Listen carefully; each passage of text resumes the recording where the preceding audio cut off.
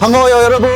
이번 시간에는 본격적으로 금융 투자로 어떻게 돈을 벌 수 있는지 알아볼 거예요. 여러분들한테 지금 당장 그 고사리 같은 손으로 주식시장에 뛰어들어서 돈을 벌란 얘기가 아니고요. 주식, 채권, 펀드 같은 금융 투자 상품이 각각 어떤 식으로 돈을 벌 수 있게 해주는지 그 차이점과 원리를 전해드리려고 하는 거니까요. 같이 알아보도록 하자고요. 그럼 출발! 자, 먼저 주식 투자에 대해 알아볼게요. 아마 TV에서 주식으로 대박났다 혹은 주식으로 돈 다 날렸다 이런 얘기 한 번쯤 들어봤을 거예요. 주식에서는 기업이 잘 됐을 때 배당금을 받는 것도 있지만 주로 시세 차익을 냈을 때 수익이 났다, 돈 벌었다 라고 표현을 하는데요.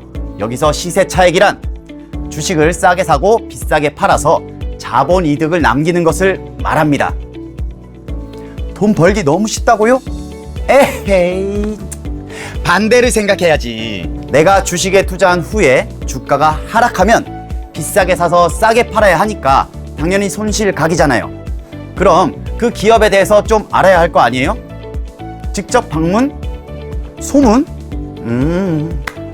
전자공시 시스템 다트에 들어가면 여러 기업에 대한 각종 객관적인 정보를 얻을 수 있다는 사실. 단, 주가는 기업의 전망뿐 아니라 국내외 경제 상황 같은 외부적인 요인에도 민감하게 움직이기 때문에 주식 투자할 때는 이 모든 것들을 잘 고려해야 한다는 점도 반드시 기억해 주세요. 다음으로는 채권이에요. 채권도 주식처럼 투자해서 돈을 벌 수도 있고 잃을 수도 있는 금융상품인 건 알고 있죠? 채권은 만기와 표면금리, 즉 이자율이 처음부터 딱 정해져 있어요. 예를 들어서 만기가 1년이고 표면금리가 2%인 채권에 10,000원을 투자한 경우 1년 뒤에 투자에 대한 수익 200원과 함께 1,200원을 받게 되는 거죠.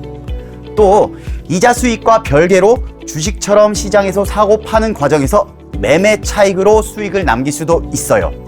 그래서 채권 가격의 변화를 예측하는 것이 중요한데 채권 가격은 시장의 금리 변동과 반대로 움직인다고 하네요.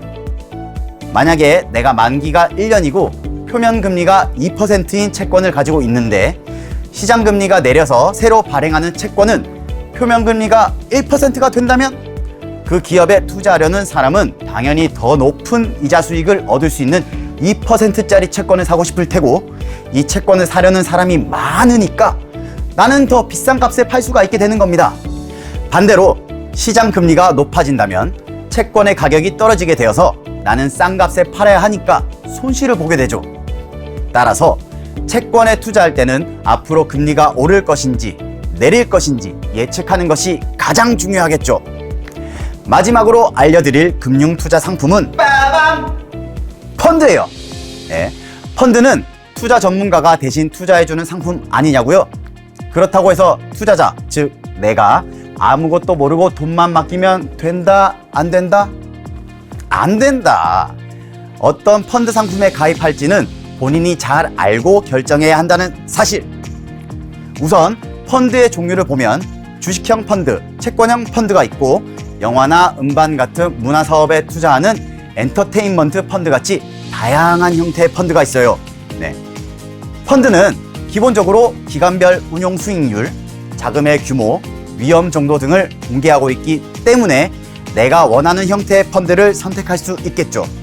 또 펀드는 투자 전문가를 통해서 한다는 특성 때문에 직접 투자보다 비교적 안전하지만 앞서 주식과 채권에서 배웠듯이 펀드 또한 원금이 손실될 가능성도 있고 투자 전문가에게 지불해야 하는 수수료도 있다는 점을 기억해 두어야 하겠습니다.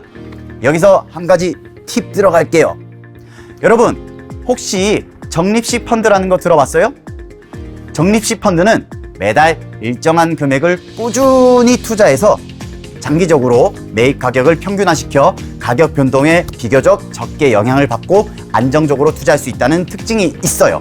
예를 들어 보자고요. 어떤 주식을 매달 100만 원씩 매입한다고 가정하고 첫 달은 주가가 2만 원일 때, 둘째 달은 10,000원일 때, 셋째 달은 3만 원일 때 매입했다면 평균 매입 단가를 2만 원이라고 생각하기 쉽지만 2만 원일 때는 50주, 만 원일 때는 100주, 3만 원일 때는 33주를 사서 총 183주를 구입했다고 생각한다면 총 투자 금액 299만 원을 183주로 나눈 16,339원이 평균 매입 단가가 되는 거죠. 한마디로 적립식 펀드는 일정 금액을 주가가 쌀 때 많이 사고 비쌀 때 적게 사는 방식으로 손해를 줄이고 안정적인 이익을 얻을 수 있는 투자 방식이라고 할 수 있어요. 어때요? 좀 더 관심이 가는 금융 상품이 있었나요?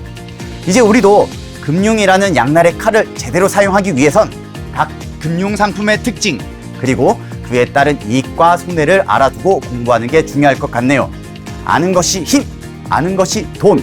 여러분에게 꼭 필요한 금융 지식. 다음 시간에 또 만날게요.